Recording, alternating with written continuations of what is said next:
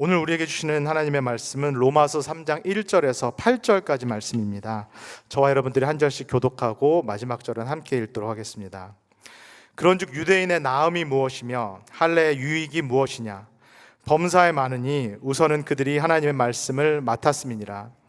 어떤 자들이 믿지 아니하였으면 어찌하리요? 그 믿지 아니함이 하나님의 믿부심을 패하겠느냐? 그럴 수 없느니라. 사람은 다 거짓되되 오직 하나님은 참되시다 할지어다. 기록된 바 주께서 주의 말씀에 의롭다함을 얻으시고 판단받으실 때에 이기려 하심이라 함과 같으니라. 그러나 우리 불의가 하나님의 의를 드러나게 하면 무슨 말 하리요? 내가 사람의 말하는 대로 말하노니 진노를 내리시는 하나님이 불의하시냐? 결국 그렇지 아니하리라. 만일 그리하면 하나님께서 어찌 세상을 심판하시리요? 그러나 나의 거짓말로 하나님의 참되심이 더 풍성하여 그의 영광이 되었다면 어찌 내가 죄인처럼 심판을 받으리요? 또는 그러면 선을 이루기 위하여 악을 행하자 하지 않겠느냐? 어떤 이들이 이렇게 비방하여 우리가 이런 말을 한다고 하니 그들은 정죄받는 것이 마땅하니라. 아멘. 안녕하세요. 토요 아침 예배에 나오신 모든 분들을 주님의 이름으로 환영합니다. 이번 주부터 저희가 로마서 공부를 시작을 했습니다. 아마 생명의 삶 그리고 매일 유튜브에 올라가는 이 매일 만나를 따라서 로마서 공부를 함께 시작하신 분들이 계시리라 믿습니다. 로마서를 이렇게 시작해 보시고 1장, 2장을 공부했고 오늘 3장으로 들어가는데 좀 어떠신지요? 로마서는 우리가 전에도 여러 번 읽어본 그런 책이고 우리에게 익숙한 책이라서 나는 로마서를 잘 알고 있다, 또는 로마서는 쉽다라고 생각하는 경우가 많이 있습니다.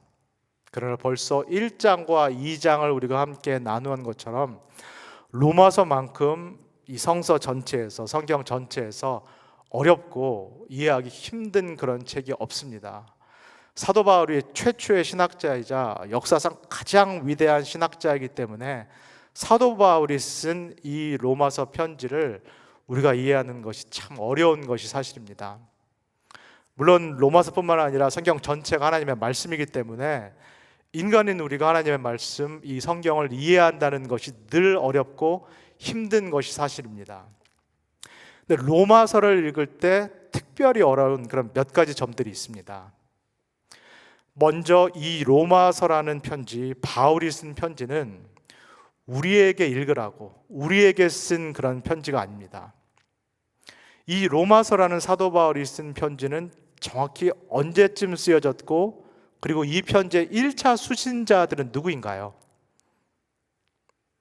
학자들마다 조금씩 차이가 있지만은 대략 55년에서 57년경에 이 로마서 편지가 쓰여졌다라는 것이 중론입니다. 그리고 이 로마서 편지는 오늘 저와 여러분들이 읽으라고 쓰여진 편지가 아니라 로마에 살고 있는 그리스도인들, 로마 교회의 그리스도인들을 대상으로 쓴 편지입니다. 로마 도시에 있는 이 교회도 다른 소아시아 여러 도시들과 마찬가지로 하나의 교회가 있었던 것이 아니라 여러 가정교회들로, 여러 작은 가정교회들로 흩어져 있는 그런 교회들입니다. 우리가 이 역사적인 배경을 이해하면서 그리고 앞으로 로마서를 쭉 함께 나누면서 늘 기억해야 될 한 가지 중요한 사실이 있습니다. 이 로마 교회의 교인들, 구성원들이 정확히 어떻게 나누어져 있느냐, 어떤 그룹들로 구성되어 있느냐 하는 것입니다. 이 로마 교회는 크게 봤을 때 이 안에 두 그룹이 있습니다. 한 그룹은 유대인이었다가 혈통적으로는 유대인인데 예수 그리스도를 믿기 시작한 그룹, 이 한 그룹이 있습니다. 그리고 또 한 그룹은 이방인인데, 유대인이 아니라 이방인인데 이 바울과 같은 전도자의 복음을 듣고 예수 그리스도를 받아들여서 그리스도인이 된 이 이방인 그룹이 있습니다. 이 로마 교회 하나의 교회처럼 보이지만은 이 안에 유대인 그룹 그리고 이방인 그룹이 있다라는 것을 저희가 생각해 보겠습니다. 그렇다면은 이 두 그룹들 사이가 어떨까요? 이 두 그룹들이 서로를 어떻게 바라볼까요? 먼저 한쪽 그룹, 이 유대인들로 구성된 그룹은 오랫동안 이 이방인들과는 상종도 하지 않았습니다. 어떤 경우에 있어서는 이 유대인들은 이 이방인들을 심지어는 사람 취급하지 않은 그런 경우도 있습니다. 이방 사람들은 세상 사람들이다. 이 사람들은 언약 밖에 있다. 하나님도 모르고 율법도 모른다. 이 사람들은 그 자체로 부정한 사람들이다. 불결한 사람들이다. 최대한 멀리해야 된다.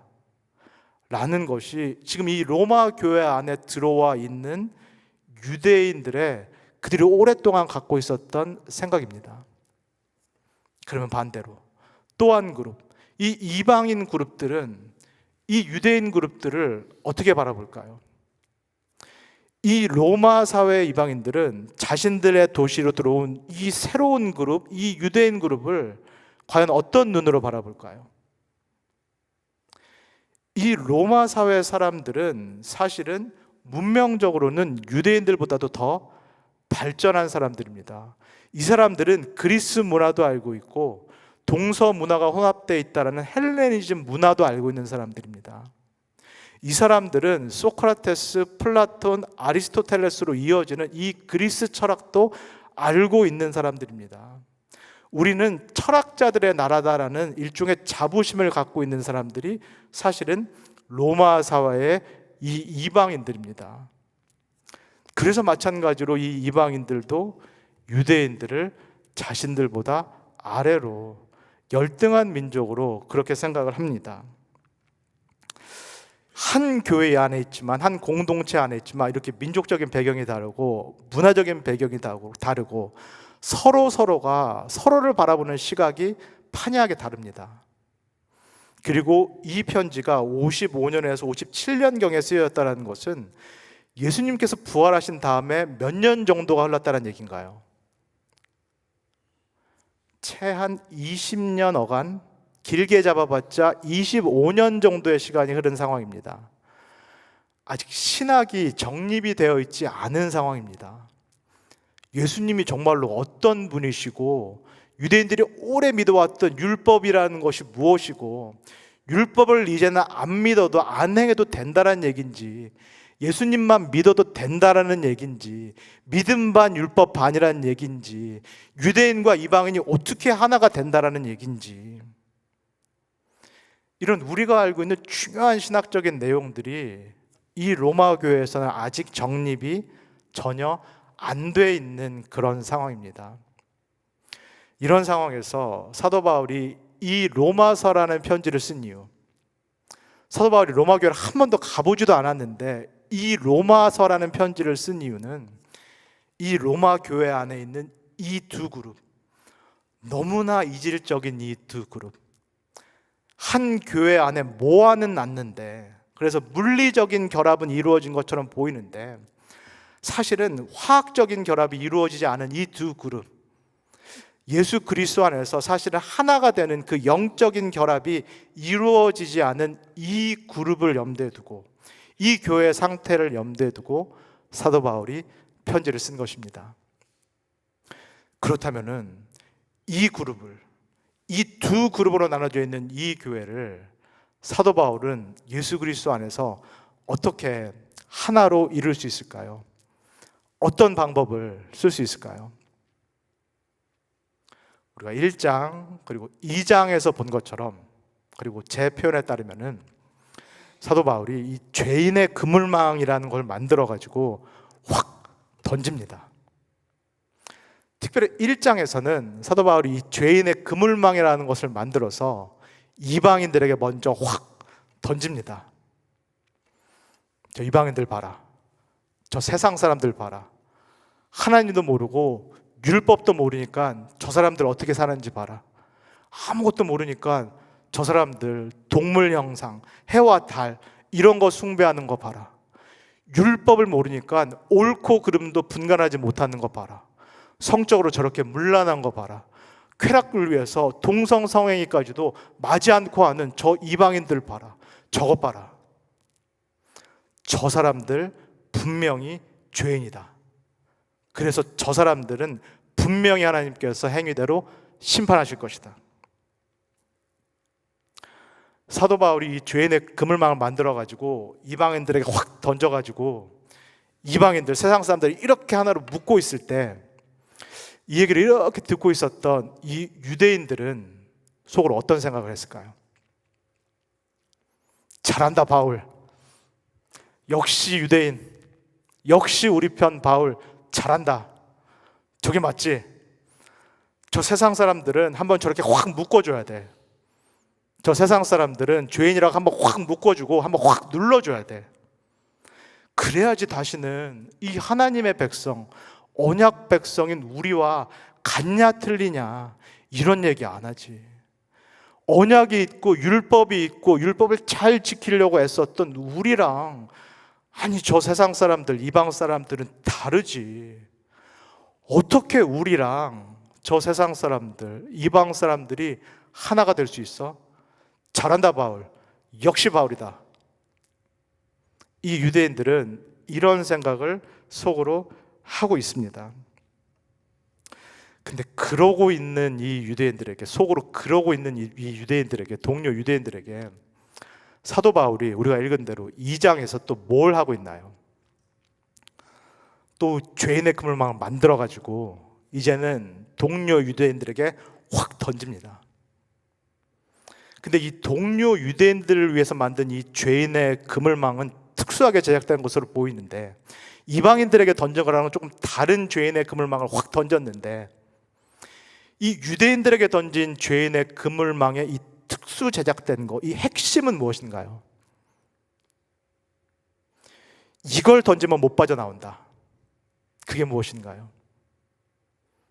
그게 바로 유대인들의 영린, 유대인들의 자부심인 할례입니다. 할례라는 그물망을 만들어가지고 유대인들에게 확 던집니다. 그리고 이렇게 말합니다. 표면적 유대인이 아니다. 태어났다고, 유대인 부모 밑에서 태어났다고 혈통적으로 유대인이라고 유대인이 아니다. 표면적으로 할례를 받았다고 유대인이 아니다. 혈통적으로 유대인이고 표면적으로 할례를 받았다고 해서 자랑할 거 하나도 없다. 이 할례가 상징하는 대로 실제로 언약 백성으로 살지 않는다면은, 할례가 가리키는 대로 율법을 지키지 않는다면은 당신은 할례를 받지 않은 이방인들과 똑같아. 심지어는 언약도 없고 유대인으로 태어나지 않았고 그리고 할례를 받지 않은 이 이방인들이 만약에 유대인들보다도 더 하나님의 뜻에 맞게 살아가면은 이 무할례자가, 당신들이 언약 밖에 있다 부정하다라고 말하는 이 무할례자, 이 세상 사람이 사실은 하나님의 백성이다, 이면적인 할례를 받은 사람이다, 이 사람이 하나님의 자녀다라고 사도 바울이 이 콧대 높은 유대인들, 동료 유대인들의 자존심을 확 긁습니다. 이 이야기를 들은 동료 유대인들의 기분이 어땠을까요? 너무 기분이 나빴을 것 같습니다. 너무 불쾌하고 너무 모욕적이고 너무 기분이 나빴을 것 같습니다. 그런데 여기서 꾹 참았어야 되는데, 여기서 화를 내면 안 되고 꾹 참아야지 사도 바울이 계속 끌고 들어가는 거기에 걸리지 않는데, 이 대화 상대자인 이 유대인이 이 화를 참지 못하고 발끈해버립니다. 그게 오늘 본문 3장 1절입니다. 다 같이 한번 읽겠습니다. 시작. 그런즉 유대인의 나음이 무엇이며 할례의 유익이 무엇이냐? 그렇다면 유대인의 나음이 무엇이고 우리가 할례를 받았다라는 게 도대체 무엇이냐? 무슨 이야기처럼 들리시나요? 사도 바울아, 당신도 유대인인 사도 바울아, 유대인인 당신이 우리랑 이방 사람들이 아무 차이가 없다라고 그렇게 말해버리면은 도대체 우리가 뭐가 되냐? 언약도 없고 율법도 없고 할례도 없고, 그래서 하나님도 모르고 옳고 그름도 모르고, 그래서 막 살고 있는 이 이방 사람들, 누가 봐도 죄인인 이 이방 사람들과 언약도 있고 율법도 있고 할례를 받은 우리 유대인들을 그냥 똑같다라고 말해버리면은 도대체 내가 뭐가 되냐? 도대체 우리가 뭐가 되느냐라는 그런 질문입니다. 우리가 1장, 2장을 따라온 바, 그리고 지금까지 이 사도 바울이 끌고 가고 있는 의도를 우리가 이해한다면 사도 바울이 그러면 이 질문에 뭐라고 대답을 할까요? 대답은 예상되어 있습니다. 기분 나쁘겠지만은, 듣기 싫겠지만은, 맞아. 이방인들하고 유대인들하고 아무 차이 없어. 맞아. 언약도 없고 율법도 없고, 그래서 이 잘못된 행위를 범하는 이방인들도 이 공의로운 하나님을 위해서 심판을 받고, 언약도 있고 율법도 있는데 그러나 알면서도 못 지키는 당신 유대인들, 마찬가지로 당신들도 행위에 따라 보응하신 하나님께 심판을 받아. 혈통적으로 유대인이라는 거, 할례를 받았다라는 거, 단지 율법을 알고 있다라는 거, 이거 하나님 앞에서는 소용없어. 이거 하나님 앞에서는 다 필요 없어.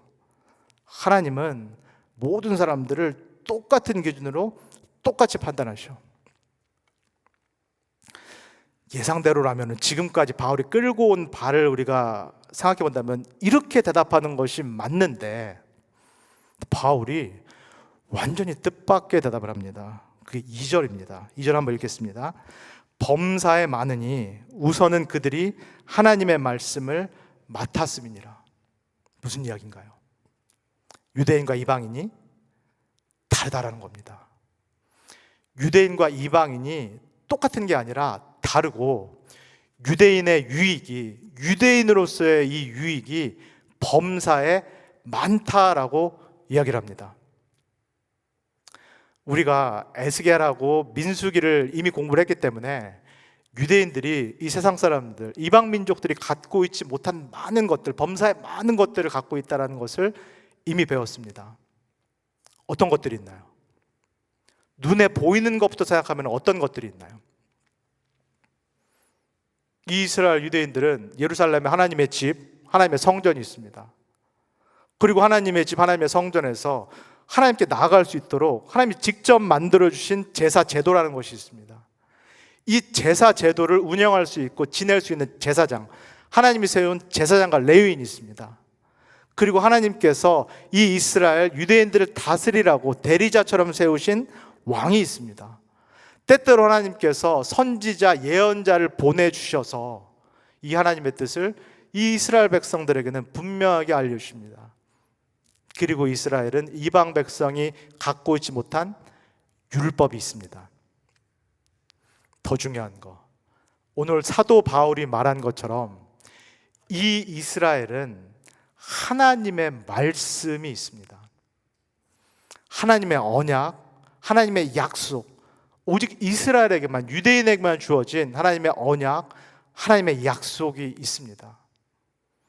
사도 바울도 유대인으로서 말합니다. 우리가 가진 게 많다. 우리는 이방인들과 다르다. 하나님께서 정말로 많은 특혜와 특권들을 우리에게 주셨다. 나도 유대인으로서 너무 우리 민족이 자랑스럽다. 사도 바울이 이렇게 말을 합니다.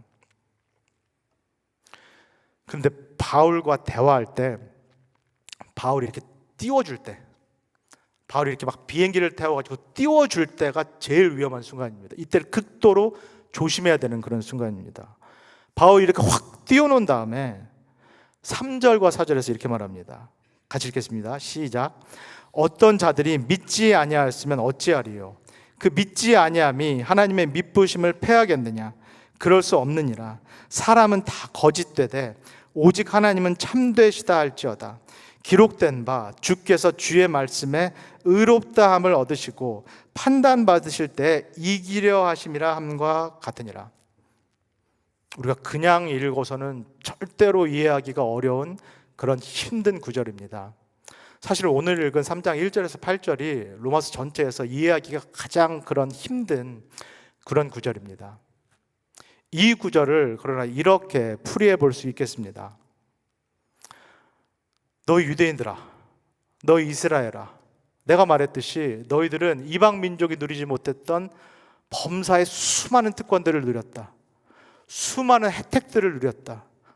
하나님께서 언약 관계로 너희들을 묶어주셔서 너희들은 수많은 혜택들을 누렸다. 그런데 그런 너희들이 이 하나님과 맺은 언약을 지키지 않고 하나님과 맺었던, 맹세했던 약속을 지키지 않으면, 그러면 어떻게 되느냐? 그러면 이 언약의 반대편에 있는 하나님도 마찬가지로 너희들에게 행하신 언약, 너희들에게 말씀하신 약속 지키지 않아도 되는 거 아니니? 너희들이 먼저 하나님과 맺은 언약에 불충실했기 때문에, 신실하지 못했기 때문에 언약의 반대편에 계신 이 하나님도 이 언약 조건에 따라서 너희 유대인들에게 불충실하고 언약을 깨고 지키시고 보호하시겠다라는 그 약속을 지키시지 않아도 되는 거 아니니? 그런데 이 질문에 사도 바울이 무엇이라고 대답을 하나요? 그럴 수 없느니라. 이 언약 백성인 이스라엘은 수많은 혜택을 받았음에도 불구하고 계속해서 하나님의 언약을 깨고 언약을 지키겠다라는 맹세, 이것을 계속해서 부인하고 계속해서 거짓말을 했지만 하나님은 어떠셨다라는 말씀인가요? 이 미쁘신 하나님, 이 신실하신 하나님, 이 거짓말을 일삼는 인간과는 다른 참되시고 신실하신 하나님은 처음부터 지금까지, 아브라함과 맺은 언약부터 다윗의 언약까지 당신이 하신 그 약속에 신실하셨다라는 말씀입니다.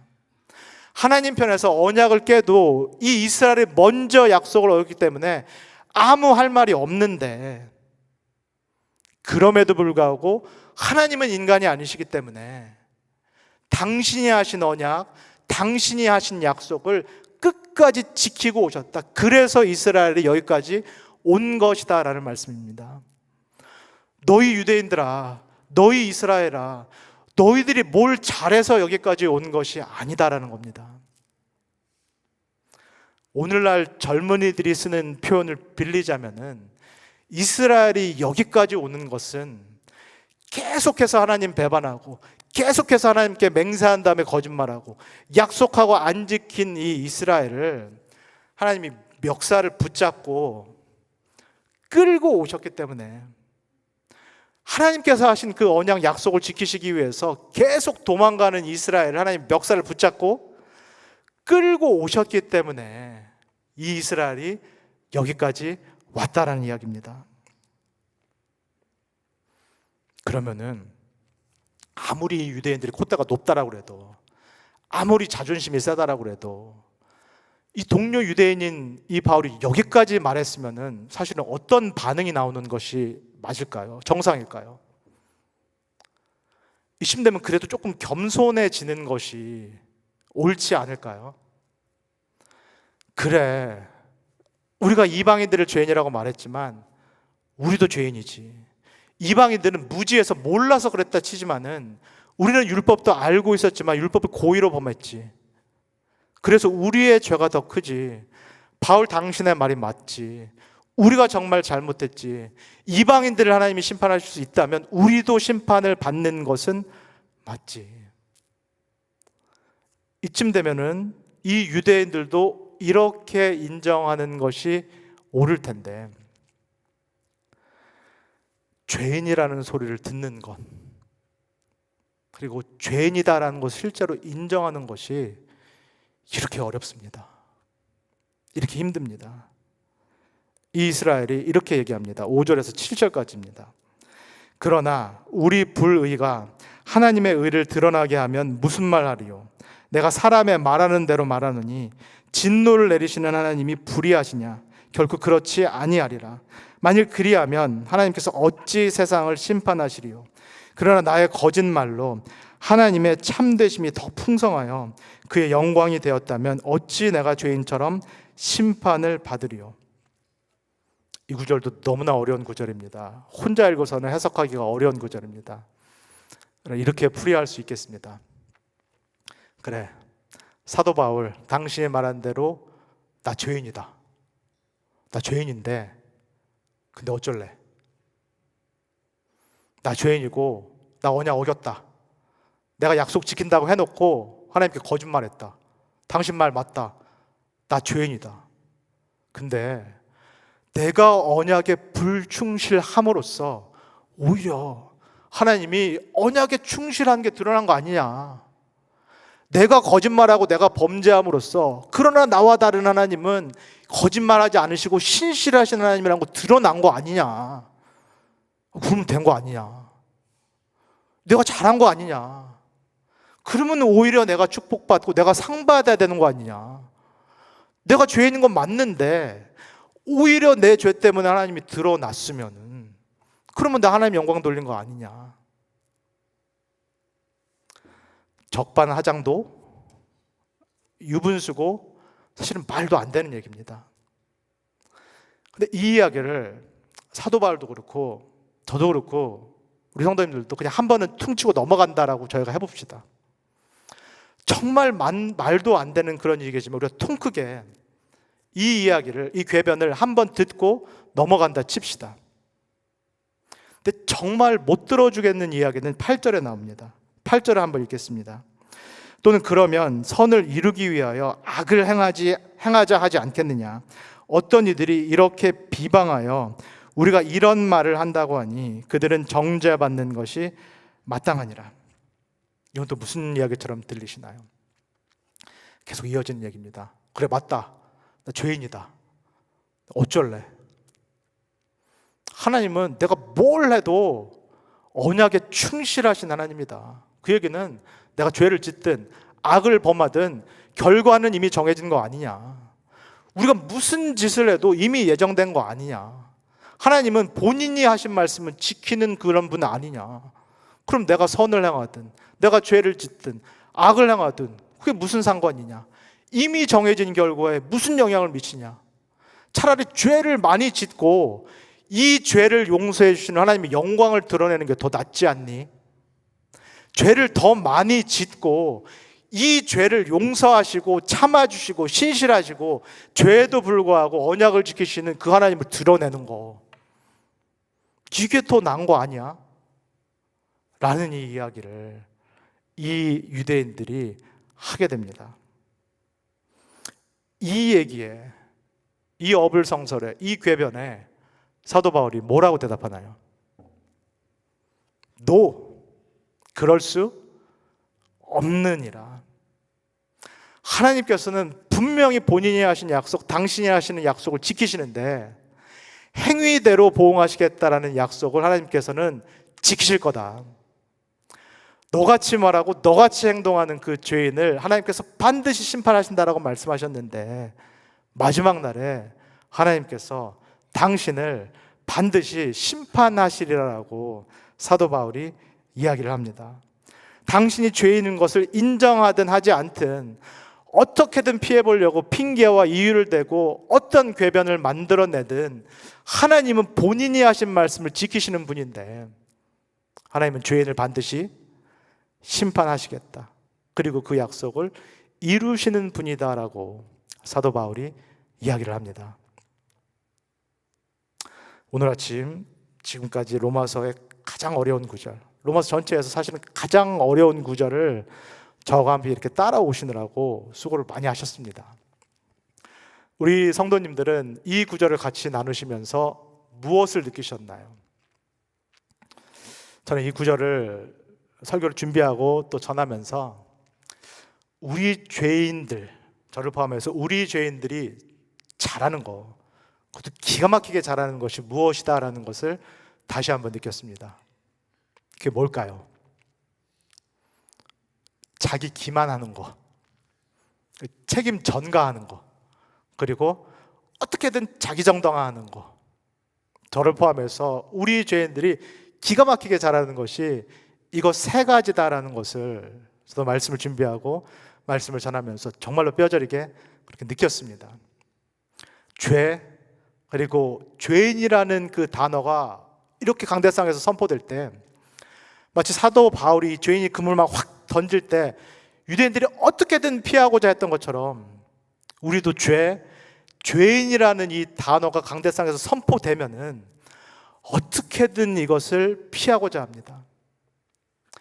죄인이라는 말을 내가 듣기가 너무 힘듭니다. 좀 더 솔직히 말하면 죄인이라는 그 소리를 듣기가 너무나 싫습니다. 그러면서 이 죄라는 얘기, 죄인이라는 이야기가 들려오면은 이상하게도 내가 생각이 나는 게 아니라 누가 떠오르나요? 자꾸 다른 사람이 떠오르는데, 그렇게 하려고 그러는 게 아닌데, 죄인이라는 것이 분명히 나한테 하는 얘기인데 이상하게도 우리는 내가 떠오르는 것이 아니라 다른 사람이 떠오릅니다.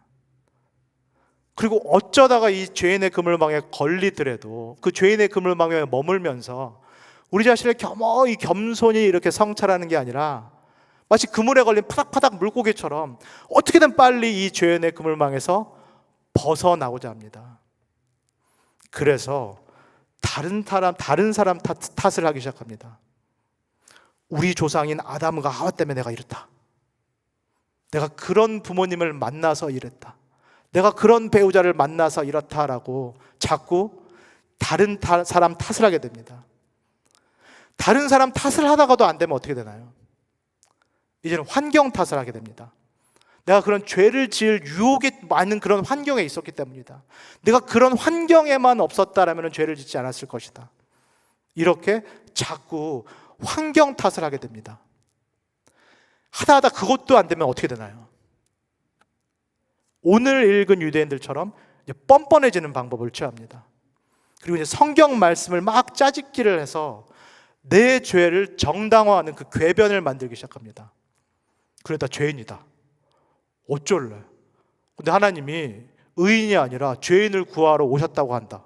죄가 많은 곳에 은혜가 많다.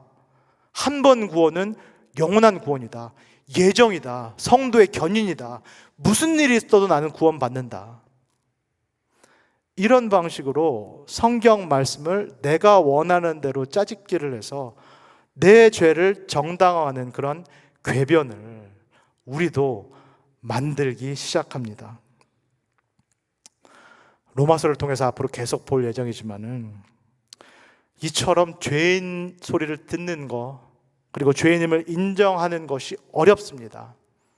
그리고 이것이야말로 아이러니하게도 우리가 진짜 죄인이다라는 하나의 방증입니다. 우리가 빠져있는 이 지독한 죄 문제는 절대로 우리 스스로 해결할 수가 없습니다. 죄 문제라는 것은 마치 깊은 수렁과도 같습니다. 우리가 이 죄 문제, 이미 깊은 수렁과 같은 죄 문제에 빠져있기 때문에 사실은 내가 빠져있는지도 모릅니다. 누군가가 밖에서 너 수렁에 빠져있어, 너 지금 죄 가운데 있어 말해주기 전까지는 우리가 죄 안에 빠져있는 것을 인식하지도 못합니다. 그리고 죄 문제라는 것은 마치 늪과 같습니다. 내가 죄라는 이 늪에 빠져 있는 것을 인정하지 않고 어떻게든 스스로 도망가거나 어떻게든 스스로 빠져나오려고 몸부림을 치면 칠수록 어떻게 되나요? 늪에 더 깊이 빠져들게 됩니다. 이 죄 문제에서 구원을 받기 위해서는 결국 밖에서 누군가가 말해줘야 됩니다. 이 밖에서, 이 죄라는 늪과 운동에 빠져있지 않은 누군가가 밖에서 말을 해줘야 됩니다. 마치 암에 걸린 환자를 의사가 정확히 진단을 하고 당신 암 걸렸어요라고 선고를 해줘야 되는 것처럼 내가 죄인이다라는 것을 알기 위해서, 내가 그것을 인식하기 위해서는 누군가가 밖에서 나에게 소리쳐서 외쳐줘야만 합니다. 그러나 의사가 나에게 암 걸리셨어요라는 그 암 선고를 듣는 것이 너무나 괴롭고 고통스럽고 부인하고 싶은 것과 마찬가지로 하나님께서 나에 대해서 너는 죄인이다라는 그 죄인 선고도 너무나 고통스럽고 너무나 듣기 싫고 너무나 받아들이기가 어려운 것입니다. 그러나 내가 죄인이라는 이 선고를 받아들일 수 있는 것, 인정할 수 있는 것이야말로 우리가 하나님으로부터 받을 수 있는 가장 큰 은혜가 될 줄 믿습니다. 하나님께서 나를 죄인이라고 선고하시는 이유는 나를 영영 죽이시거나 나를 영영 벌하고자 하심이 아니라 오히려 나의 상태, 죄 가운데 빠져있는 나의 상태를 보여주시고 내가 하나님이 필요하다라는 것을 알게 하시고 그래서 나를 다시 되찾으시고 나를 다시 의로운 하나님의 자녀로 삼아주시기 위함입니다. 이 아침 하나님께서 나에게 너는 죄인이다 라고 말씀하시고 선고하실 때 시편 51편에서 이 밧사바를 범했던 다윗이 고백했던 것처럼 나는 내 죄과를 아오니 내 죄가 항상 내 앞에 있나이다. 이 고백을 할 수 있는 하나님의 크신 은혜가 우리 모두에게 있기를 주님의 이름으로 간절히 소원합니다. 다 같이 기도하겠습니다. 사랑해 주님, 우리가 예수 그리스도를 믿기 전에도 죄인임을 인정하기가 어려웠는데 너무나 이상하고 아이러니하게도 내가 예수 그리스도를 믿은 이후에도 죄인임을 인정하고 받아들이기가 너무나 어렵습니다. 더 이상한 것은 가면 갈수록 내가 죄인됨을 깨달아 아는 것이 더 힘들게 됩니다. 신앙생활을 오래 했기 때문에 나는 내가 의로워진 것 같습니다. 신앙생활을 오래 했고 하나님과의 관계가 깊어졌기 때문에 나는 내 스스로 어느 정도 성화가 된 것 같고 어느 정도 의로워진 것처럼 생각이 듭니다. 그래서 세상 사람들을 정죄하는 것은 일반이고 심지어는 교회 안에서도 우리 성도들에 대해서 비판하고 정죄하는 것이 일상이 돼버린 내 모습을 보게 됩니다. 하나님, 그러나 오늘 말씀을 통하여서 다시 한번 내가 누구인지 깨닫게 해주셔서 감사합니다. 예수 그리스도를 믿기 전에도 내가 100% 죄인일 수밖에 없었듯이 사실은 예수 그리스도를 믿은 이후에도 내 스스로는 100% 죄인일 수밖에 없음을 이 시간에 고백합니다. 내가 예수 그리스도로 옷 입고 있기 때문에, 가려져 있기 때문에 하나님 앞에서 의롭게 보일 뿐이지, 예수 그리스도라는 옷을 벗어버리면 내 자체로는 죄인일 수밖에 없음을 하나님 아프지만, 뼈 아프지만, 쓰라리지만 이 시간에 다시 한번 고백합니다. 그러나 이 고백을 하나님께서 들으실 줄 믿습니다. 그리고 하나님께서 나를 치유해 주실 줄 믿습니다. 나를 다시 되돌리켜서 하나님의 의로운 자녀, 복된 자녀로 만드실 줄 믿습니다. 이 은혜를 기억하게 하시고 이렇게 나를 부르시는 하나님의 음성에 전적으로 내 자신을 드릴 수 있도록 우리 모두를 축복하여 주시옵소서. 감사드리며 예수님의 이름으로 기도합니다. 아멘. 주기도문 하시고 각자 기도하도록 하겠습니다. 하늘에 계신 우리 아버지여, 이름이 거룩히 여김을 받으시오며 나라에 임하옵시며 뜻이 하늘에서 이룬 것 같이 땅에서도 이루어지이다. 오늘날 우리에게 일용할 양식을 주옵시고 우리가 우리에게 죄진 자를 사하여 준 것 같이 우리의 죄를 사하여 주옵시고 우리를 시험에 들게 하지 마옵시고 다만 악에서 구하옵소서. 나라와 권세와 영광이 아버지께 영원히 있사옵나이다. 아멘.